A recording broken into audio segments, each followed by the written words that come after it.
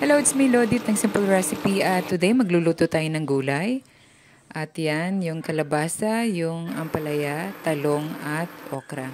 Sa isang pan, lagay natin yung bawang at pag okay na, lagay na rin natin ang sibuyas at susunod ang kamatis. Haluin lang natin siya. At pagkatapos, ilagay natin ang kalahating kutsarang alamang. At pagkatapos, ilagay na rin natin yung kalabasa at yung ampalaya. Lagyan ng tubig para sa sabaw at takpan. Hayaan lumambot. Ngayon, i-prepare natin yung chicharong baboy na ating ilalagay. Ganyan ang gagawin natin. Pirapirusuin natin. At ngayon, kapag okay na ang gulay na ampalaya at kalabasa, pwede na natin ilagay yung okra at yung talong. At ngayon, hayaan natin namang lumambot ang gulay na to.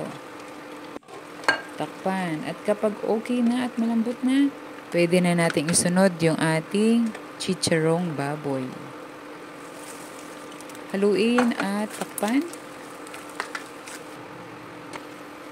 At yan, kapag okay na, hindi ako naglagay muna ng asin dahil maalat na yun. At ngayon, naglagay ako ng kalahating 4 cubes at konting tubig dahil na-absorb yung tubig ng chicharong baboy. Yan lang po at almost done na siya. Maraming salamat sa panonood at huwag kalimutang mag-subscribe sa channel ko. God bless everyone!